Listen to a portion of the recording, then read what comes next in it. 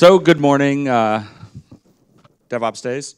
I am really excited to be here. I have a personal connection to this city and this country. So my aunt has lived here since before I was born. I was here in 1987 when I was 11 years old, and then didn't come back again for 30 plus years. And then I was back here in October, and I decided to come back again now when I was invited to come be part of this event. So I'm very excited to be here. Last time I was here, I got the Danish flag tattooed on my arm.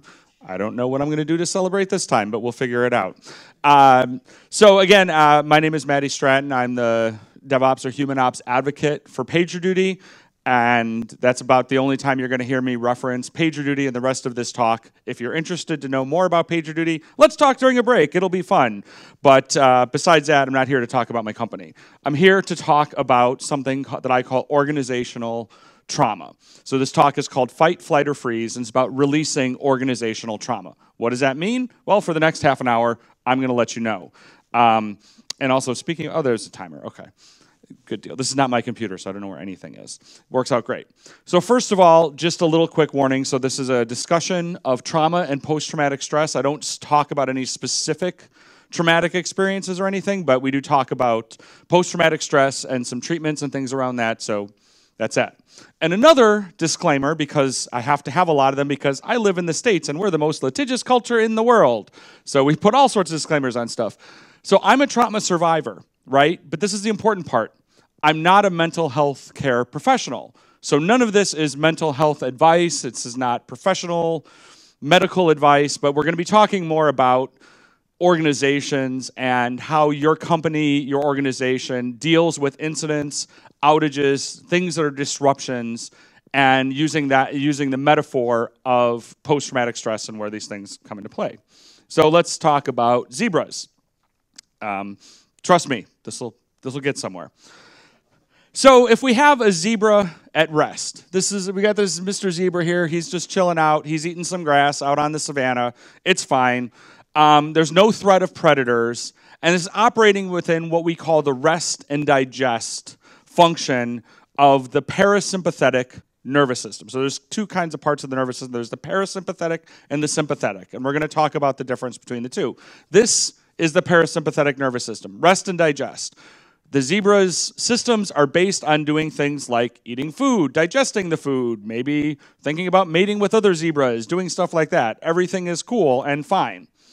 Now, we introduce a lion, okay? This changes things a little bit, right? So if a lion starts chasing the zebra, there are direct physiological changes that occur with the activation of what's called the fight or flight response. So this kicks in the sympathetic nervous system. Things happen like the heart rate increases. A lot of adrenaline is released into the bloodstream. The pupils dilate, right? Cortisol is also released into the bloodstream. The blood pressure increases, and basically any non-essential functions shut down. Digestion shuts down because right now the zebra's nervous system is preparing it to literally run for its life. So if the zebra gets caught, its nervous system shuts down. It's basically out of options. So this is the freeze response. And the zebra fundamentally plays dead. Happens then, the lion says, oh, okay, caught the zebra, zebra's dead. I'm going to leave the zebra over here, maybe go try to catch another zebra. And what does the zebra do when it's released? The zebra actually gets up and it actually shakes itself out. Its whole body shakes. And what's happening there is it's releasing from the traumatic experience that happened just through that shaking, right? So the zebra then returns to a resting state. It goes back to its rest or digest, and then everything continues. Now here is the most important thought leadership, most important thing you're going to learn at this entire conference. So get your cameras ready for the next slide because you don't want to miss this one. Humans are not zebras. So if you learn nothing else over these next 2 days, it's that we are not zebras. What does this mean, right? So all mammals have the autonomic nervous system, which is the one that we just talked about, which is the fight or flight and freeze response. Humans have this thing called the prefrontal cortex. And this is unique across all mammals. Only humans have this, right? And this is usually an advantage. The prefrontal cortex is where executive function happens. This is where we can tell the difference between good and bad, same and different, understanding consequences. This all comes from our prefrontal cortex. Comes with a downside. The prefrontal cortex is also where we replay traumatic experiences over and over again, right? The disadvantage is that you may have heard that humans are smart, and we have very advanced brains. I'm here to tell you that our brains are actually kind of stupid. So our brain, our prefrontal cortex, cannot tell the difference between real and perceived trauma. So this is why when we've had a traumatic experience, our brain, when it relives this, we have the same physiological responses in our body to the real trauma. This is the fundamental difference between humans, and the rest of the mammal world, is that we relive these traumas. So there's Dr. Peter Levine has said that, so animals in the wild, they're not traumatized by routine threats to their lives, right? Humans, we're readily overwhelmed by, and we're subject to symptoms such as hyperarousal, shutdown, and dysregulation. This is the difference between us and animals in the wild. Traumatic things happen to animals in the wild all the time, and they move on. We don't do that as humans. When a very traumatic experience happens, we become dysregulated by it. And so this is where we're going to talk about something called the window of tolerance.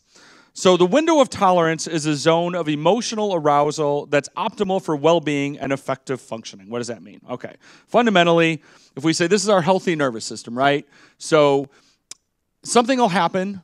There's arousal, there's activation, something happens, and we spike our sympathetic nervous system. Fight or flight response happens, right? And then it's over, we kind of move back down, we settle, parasympathetic, rest and digest. And in a healthy nervous system, we're operating within this window of tolerance, which says, okay, it's okay that we come up, but then we come back down, but then we come back up, and we come back down. This is the window of tolerance. So the parasympathetic is rest and digest, conservation of energy, whereas the sympathetic is fight or flight. Now, what happens when there is a traumatic event that occurs, which we see over there? So what happens there is our nervous system becomes dysregulated. We operate outside of our window of tolerance, and it can be very spiky, or we can also then either become stuck on or stuck off. And the symptoms of being stuck on include things like anxiety, panic, hyperactivity. We see digestive troubles that will occur there, sleeplessness, hostility. These are things that happen to us if we become stuck on. Likewise, we can also become stuck off, and that's where we see symptoms like depression or lethargy. You notice we also see digestive problems there because our digestive system is very sensitive to being dysregulated. So these are basically hyperarousal is the fight or flight response. That's being stuck on. Hypoarousal is similar to the freeze response. So we're basically stuck always fighting and flighting and running, or we are always frozen. Now, trauma is not simple, right? This seems like this could be very simple. You're like, okay, a thing happens. This is what trauma means. Matty, give me the definition of trauma. What does it mean? Now we understand it. The thing is, it's very nuanced.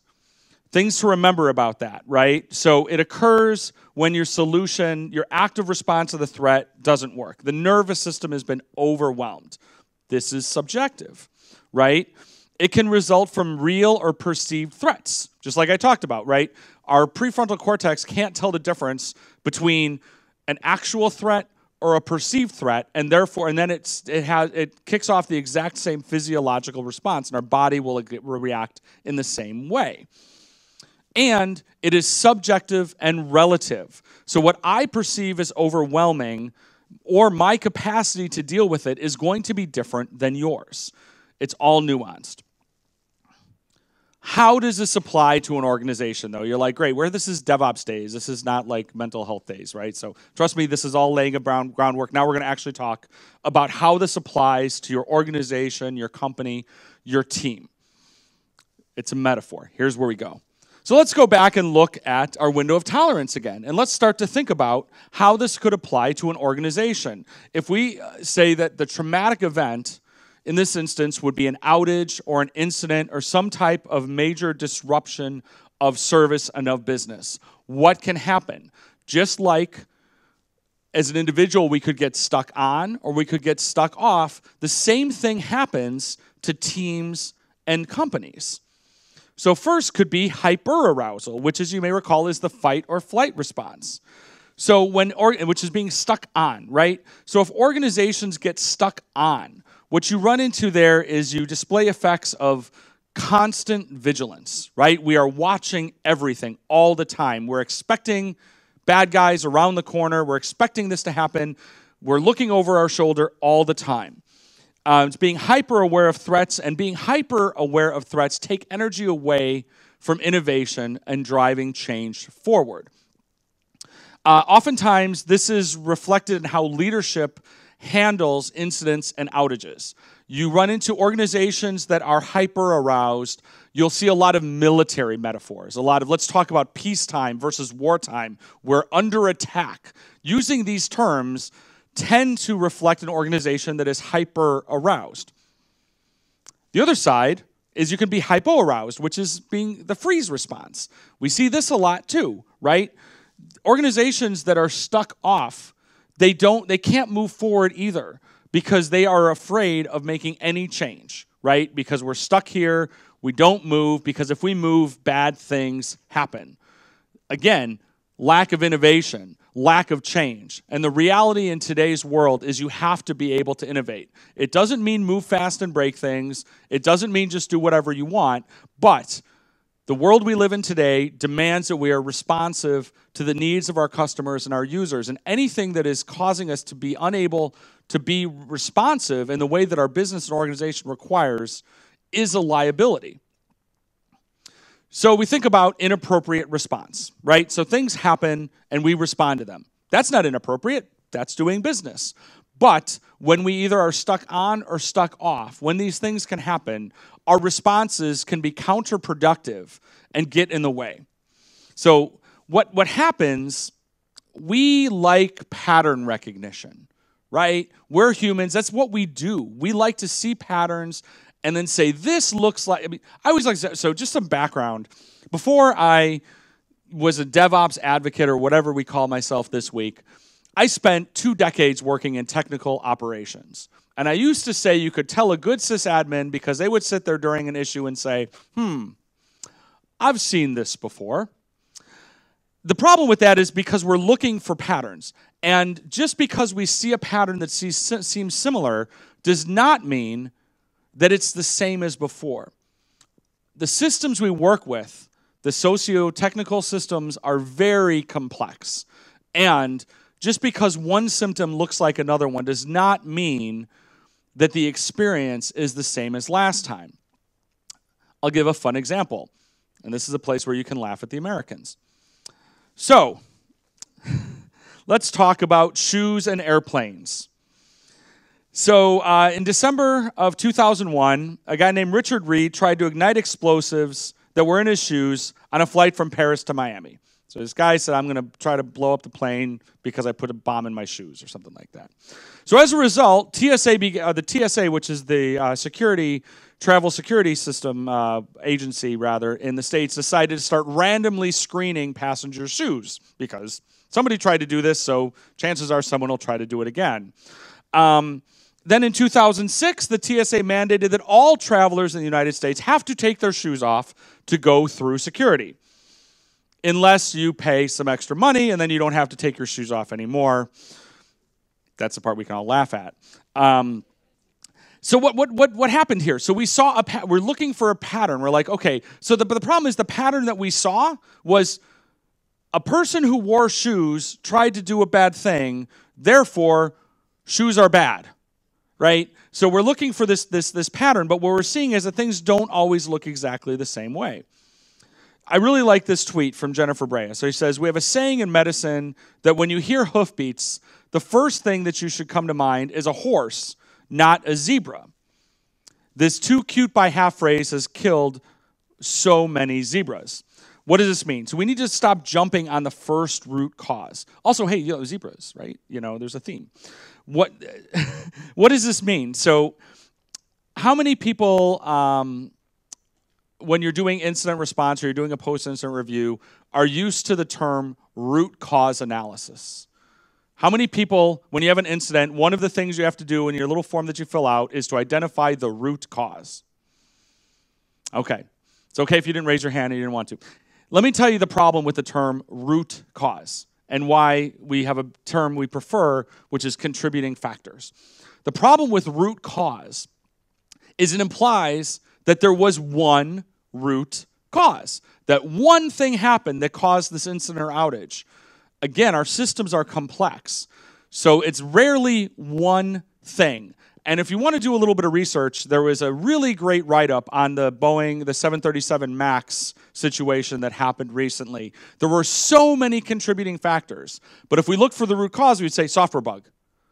But it wasn't just the code. It had to do with financial implications and incentives, had to do with government regulations. There were many contributing factors.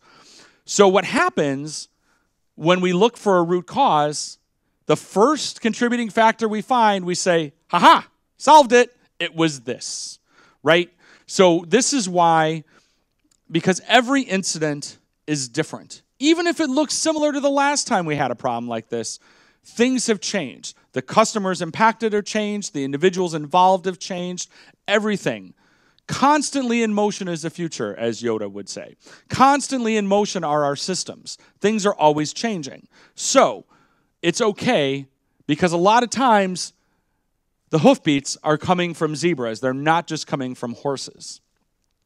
So what can we do to understand the window of tolerance for our organization? How can we identify when our organization is becoming dysregulated? What are some of the symptoms? So we talked about a few of them, which would be to be focused on constantly, again, this sort of always looking for what possibly could be going wrong. There's a term we use in the industry sometimes called analysis paralysis, which means if we're trying, before we're making a change, we want to think about everything that could possibly go wrong. I've got news for you. You are never going to think of everything that could possibly go wrong. There's this came up in a talk I saw last week, and I really love it. So we're familiar with something called Murphy's Law, right? Murphy's Law is what can go wrong will. There's an extension to Murphy's Law called Finagle's Law. Finagle's Law. Finagle's Law is what could possibly go wrong will at the most inconvenient time. So the more that we think about analysis paralysis, the more we're not going to catch everything. The internet laughs at you when that happens, right? So we talked about what Peter Levine said, so here's a quote from me, who is not a doctor, right? And said, so just as we talked about how the difference between animals and humans and how they respond, I believe that resilient organizations are not traumatized by routine threats to their mission or business, right? Non-resilient organizations, they're readily overwhelmed, and they accompany these symptoms. I want to talk a little bit about that word resilient. There's a difference between, and this is kind of some nuance of language, but it matters. Is anybody familiar with a term called resiliency engineering? Maybe you've heard about that. Okay. So one of the things that's basically happened is, as we often do in IT, we discover that other industries and other disciplines have been doing this much better than we have for a long time. So when we think about the practice of safety factors and resilience engineering has been around for a long time, we've only started to just discover it. And I want to talk about the difference between robustness and resilience. So here's the thing, what you cannot do. You cannot build resiliency into your systems with technology. You can build robustness. Robustness is what we do, what we build into our system by design.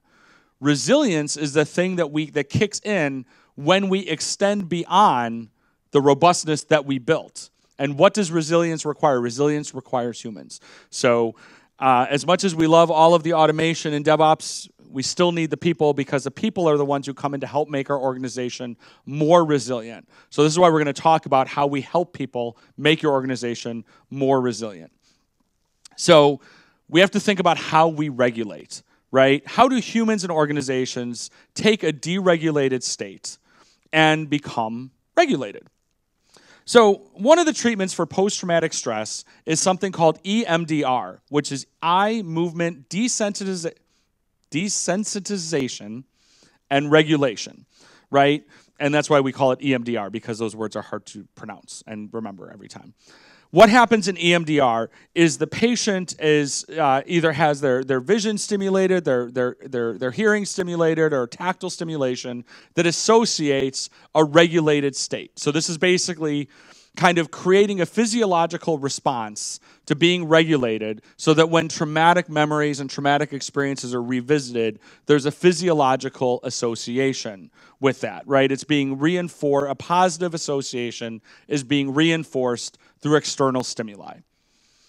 So how do we do this for our organization?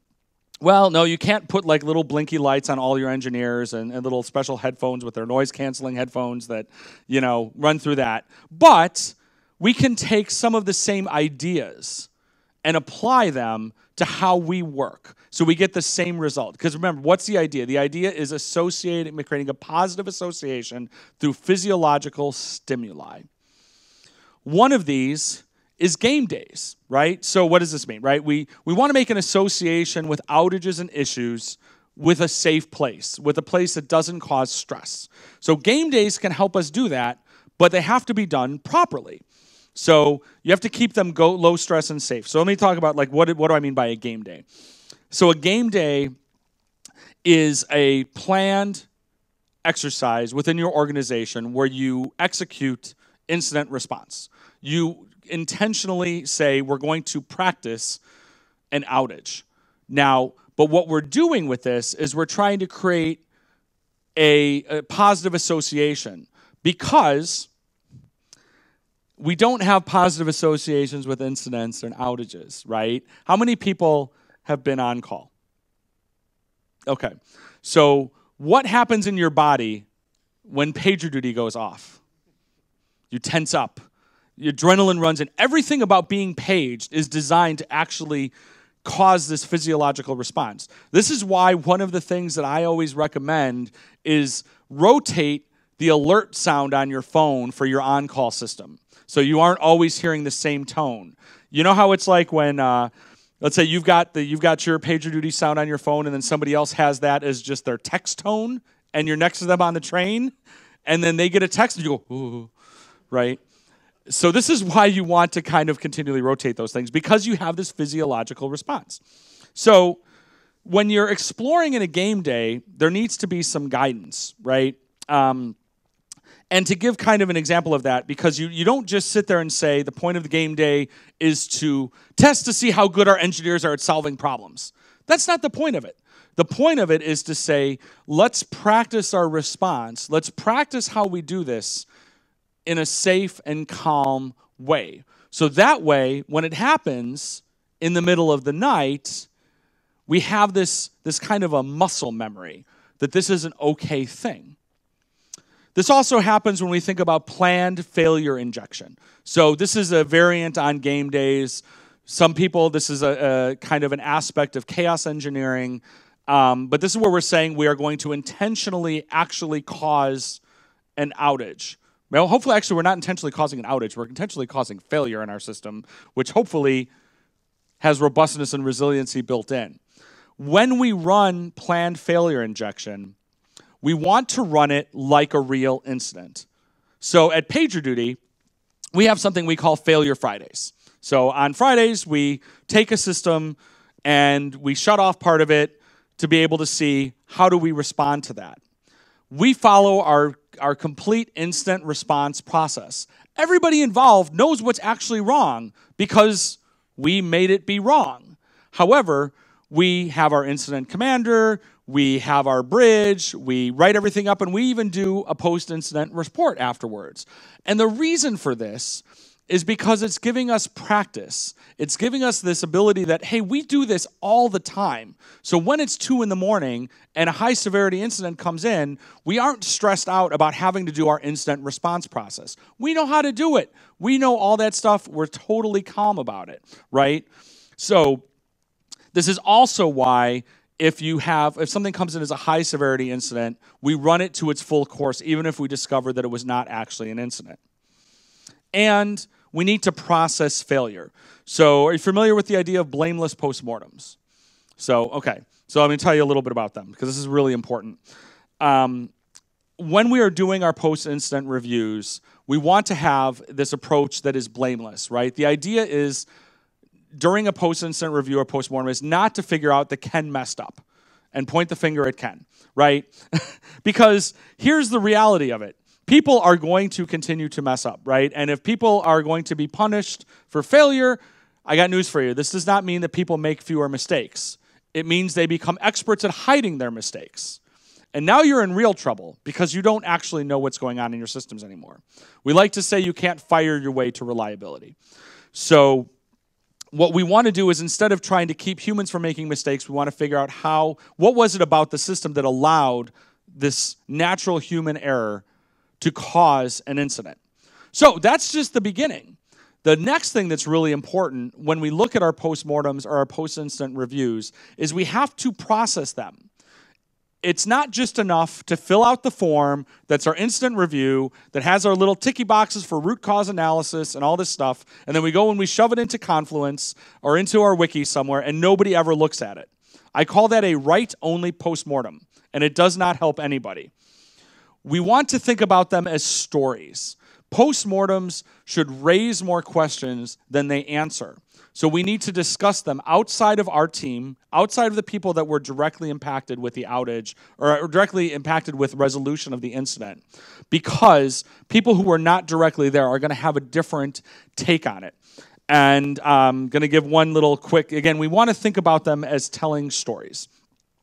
So a fellow named John Paul Reed, who wrote his master's dissertation on postmortems, one of the interesting things he discovered was the larger the organization, the less likely teams were to share their postmortems outside of their team. And the irony is the larger the organization, the more important it is to share the results of these postmortems, because this is how you get more insight and more impact. We want to think about them as telling a story and seeing them through, because otherwise it's just more unprocessed trauma. And so I want to tell really quick one thought. So another thing that comes in when we talk about post-traumatic stress is something called somatic experiencing, and soma means body.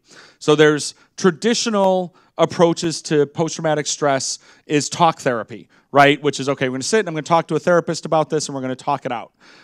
Somatic experiencing operates in the opposite. It starts with the body and the physiological response, and that affects the emotional response. How does this affect incidents and outages?